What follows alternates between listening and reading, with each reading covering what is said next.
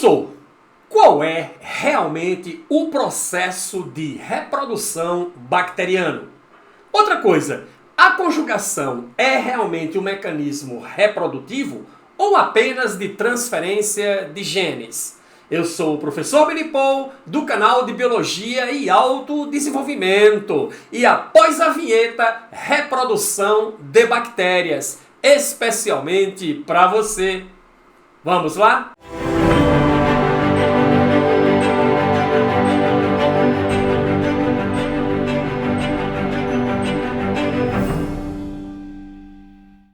Olá você, Billy aluno! Seja muito bem-vindo ao nosso canal de Biologia e Autodesenvolvimento. E hoje nós vamos encarar a parte 3 do estudo de bactérias, única e especificamente sobre reprodução. Vamos lá? Olha aí, reprodução bacteriana. Professor, o que eu preciso saber? Primeira coisa é que o principal mecanismo reprodutivo de bactérias está relacionado à reprodução assexuada e é denominado normalmente de cisparidade, bipartição ou divisão binária. Mas, lembre-se, é a fissão do organismo unicelular. Vou repetir, é a fissão do organismo unicelular. Nunca entenda o processo de multiplicação bacteriano de forma assexuada por cisparidade como um mecanismo de divisão celular por mitose, porque não é. Mitose é um processo de multiplicação celular que só ocorre em células eucarióticas, que definem os organismos eucariontes, que têm núcleo organizado com carioteca. A mitose divide-se em 4 fases: prófase, metáfase, anáfase, telófase. Na reprodução assexuada por cisparidade em bactérias, nada disso acontece. É apenas a fissão celular. Tudo o que ocorre que lembra a divisão celular mitótica é a citocinese, a divisão do citoplasma para a separação das 2 células filhas. Beleza? Reprodução bacteriana ocorre por cisparidade. É um processo orientado pela membrana plasmática e pelo mesossomo. Aquela invaginação que ocorre na membrana plasmática da bactéria para o interior da célula, que falamos sobre ela na aula de características e estrutura de bactérias. Assista essas aulas para que você fique com o conteúdo sobre bactérias completo aí na sua cabeça, ok? Origina clones, claro, todo mecanismo de reprodução assexuada origina clones. Por quê?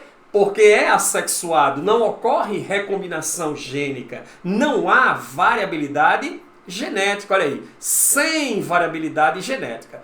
Exemplo, Escherichia coli, uma bactéria muito conhecida, é coli para os íntimos, que é a bactéria dos coliformes fecais. E aqui nós trouxemos para você o esquemazinho da reprodução assexuada nas bactérias. Vamos ampliar este esquema, olha só, agora ampliadozinho, e veja só. Uma bactéria em condições ambientais favoráveis, que é espaço disponível e disponibilidade de alimento, ela vai se nutrir, aumentar até um determinado tamanho e então entra no processo de reprodução por cisparidade, ou seja, de fissão dessa célula.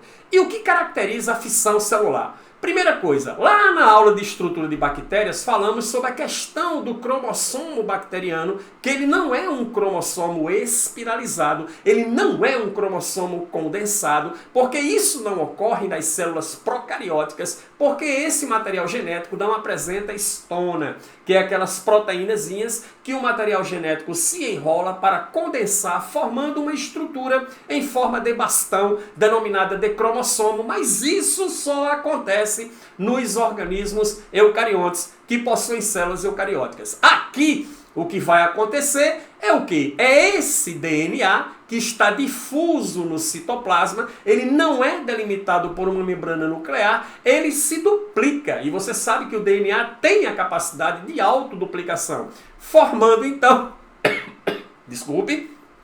formando então 2 moléculas de DNA que se separam uma da outra, indo para polos opostos celulares. E aí, Ao chegarem nos polos opostos celulares, olha lá, ocorre um processozinho de invaginação da membrana plasmática na região mediana da célula, provocando estrangulamento e separação das células filhas.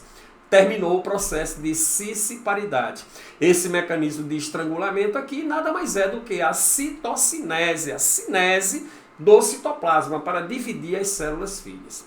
E aí, eu quero chamar a sua atenção para o mesossomo. O mesossomo da membrana plasmática celular, aquela invaginaçãozinha, ele duplica, separando as duas fitas de DNA duplicadas. Você sabe que toda membrana plasmática é por sistema de mosaico fluido.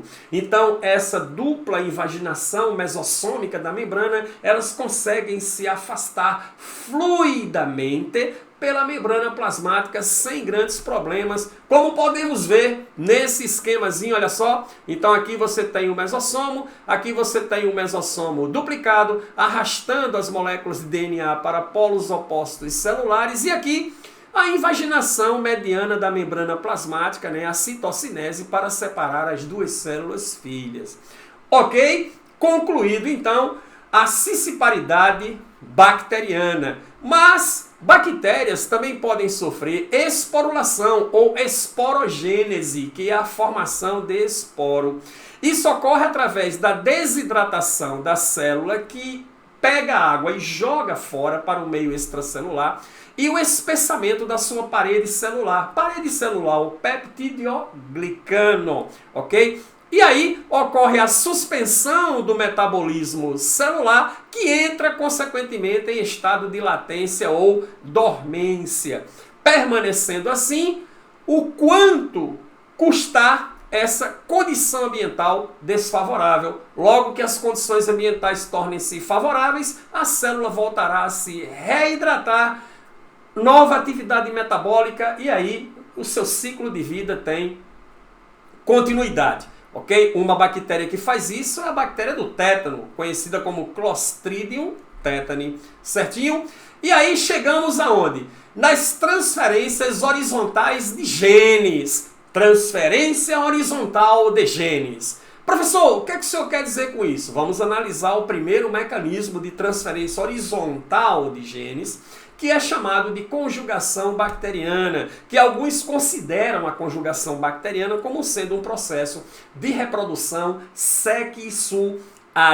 Mas, na verdade, existe uma grande controvérsia sobre encarar a conjugação bacteriana como sendo um processo reprodutivo. Por quê, professor? Olha só. Primeira coisa, na conjugação eu tenho a transferência de genes de uma bactéria que funciona como doadora e uma bactéria que funciona como receptora. Utiliza estruturas chamadas de pilis ou fímbrias, que são muito utilizadas para conectar as duas bactérias via citoplasma para que haja então essa transferência de genes. Plasmídio conjugativo mediam o processo. A gente viu na aula de estrutura bacteriana que o plasmídio é um DNA circular que tem genes que promovem na bactéria resistência a antibióticos. Esses plasmídios, eles são utilizados nessas transferências de genes da conjugação, ok? Porque é nesses plasmídios que existem os genes relacionados à transferência. Aqui nós temos um esquema, vamos ampliar este esquema, agora o esquema ampliado, para a gente perceber a conjugação. Olha só, a conjugação inicia com quantas bactérias? Olha só, inicia com duas bactérias, beleza? Duas bactérias, olha lá, elas se associam através dos pilis ou fímbrias, criando entre elas uma ponte citoplasmática. E aí eu tenho a transferência de material genético de uma bactéria para outra. Aqui você está vendo o plasmídio bacteriano aqui sendo transferido para a bactéria receptora. E aí, ocorrendo as transferências de genes, consequentemente, essa ponte citoplasmática ela se desfaz. Ok? Muito bem. Isso é um mecanismo de reprodução ou não é um mecanismo de reprodução? É aí onde vem a questão. Como assim, professor? Você iniciou com duas células e terminou com duas células. Reprodução, você parte de dois indivíduos, tem que formar três ou mais. Você parte de um indivíduo, tem que formar dois ou mais. Na cisparidade, eu parto de um indivíduo, ok, que sofre a fissão celular, originando dois indivíduos filhos, clones geneticamente iguais, sem variabilidade genética. Cisparidade, sim, é reprodução. Conjugação bacteriana é apenas a transferência de genes. Agora, a bactéria receptora, o que é que acontece com ela? Ela irá se dividir por cisparidade, originando os indivíduos filhos com variabilidade genética, porque houve a recombinação de genes entre os micro-organismos conjugantes. Beleza? Show de bola? Então é isso que acontece na conjugação bacteriana. Ora, seguimos em frente agora e vamos para um outro processo de transferência horizontal de genes, que é a transdução bacteriana. A transdução é a transferência de genes de uma bactéria para outra, e essa transferência é feita por um vírus. O vírus funciona como vetor. Geralmente são vírus bacteriófagos ou fagos, vírus especializados em atacar bactérias. Temos um esquema aqui, vamos lá, olha só. Assista também a aula de vírus na playlist de microbiologia do nosso canal, para ficar até mais claro o entendimento desse ciclozinho aqui. Então você tem aqui a bactéria sendo infectada por um vírus transdutor. Ó, ele então joga o seu material genético dentro da célula, tá certo? A cápsula do vírus fica aderida do lado de fora da estrutura bacteriana. E aí o que é que acontece, né? A bactéria, então, esse material genético será incorporado ao seu material genético, havendo um processo de recombinação gênica. Eu tenho aqui a célula, então, transduzida. E aí, essa célula passa a ler esse código genético, produzir as proteínas virais, levando à constituição de novas partículas de vírus, que estouram, arrebentam a célula, provocam o lyse da célula bacteriana, e aí esses novos bacteriófagos vão para o meio externo, podendo então atacar outras bactérias e fazer o mesmo ciclo. Esse ciclo viral aí é chamado de ciclo lítico, e a nível bacteriano chamamos de transdução em bactérias, que é quando você tem um vírus como vetor. Esse mecanismo aqui é muito utilizado em biotecnologia ou engenharia genética para a implantação de genes específicos de interesse médico, de interesse clínico dentro das bactérias, de modo que as bactérias passem a ser produtoras da tal substância.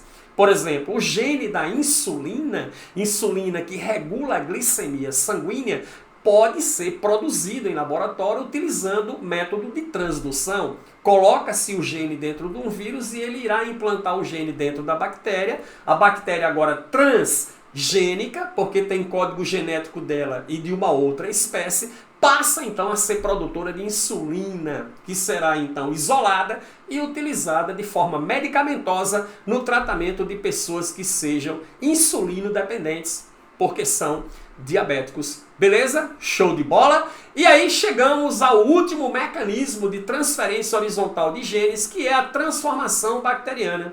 É a internalização de material genético de bactérias mortas por bactérias vivas. As bactérias que realizam esse processo são denominadas de bactérias competentes. Aqui nós temos um esquemazinho. Esse mecanismo foi descoberto por Griffith em 1929. Vamos dar uma olhada? Ampliando. Ora, vamos então fazer um contexto histórico do que aconteceu. Griffith estava trabalhando com bactérias de pneumonia. E existem dois tipos de bactérias, de pneumococos. Pneumococos capsulados, os capsulados são patogênicos, provocam a doença. É uma característica das bactérias patogênicas apresentarem essa cápsula, mas existem os pneumococos não capsulados, esses são inofensivos. Estava ele trabalhando com essas bactérias, ele então matou as bactérias capsuladas em um bico de Bunsen, que é um bicozinho de metal, entendido ou não? De onde sai um fogozinho, parece um maçaricozinho ligado a um botijão. Então ele colocou no meio de cultura essas bactérias, matou no bico de Bunsen, misturou com bactérias não pneumococas vivas, fez uma solução e injetou em ratos. E algum tempo depois os ratos começaram a morrer de pneumonia. Griffith então se perguntou como os ratos podiam estar morrendo de pneumonia se os pneumococos capsulados estavam na solução, mas estavam mortos. Foi aí que ele descobriu um mecanismo que ocorre da seguinte forma: bactérias mortas, ao se decomporem, liberam material genético no meio que podem ser absorvidos por bactérias vivas. Essas bactérias vivas recombinam o material genético captado de bactérias que morreram e produzem indivíduos filhos com as características deste. Ou seja, os pneumococos não capsulados vivos absorviam o material genético dos pneumococos capsulados mortos e produziam pneumococos capsulados vivos que provocavam a pneumonia, bactérias born to kill, nascidas para matar. Griffith então chamou esse processo de transformação bacteriana. Respondendo à pergunta inicial da abertura do vídeo, o que é que a gente diz? Siciparidade é realmente o mecanismo básico de reprodução de bactérias. Conjugação, transformação ou transdução bacteriana está relacionada com mecanismos de transferências horizontais de genes com a finalidade de produzir micro-organismos com variabilidade genética, ou seja, não clones. Essa é a nossa aula, concluindo consequentemente o processo de estudo de reprodução de bactérias. Se inscreva no canal, ative as notificações, nos acompanhe, vídeos, aula todas as semanas, pelo método Biomap.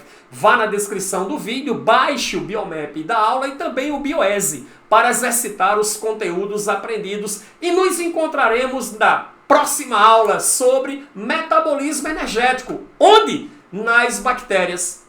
Até lá!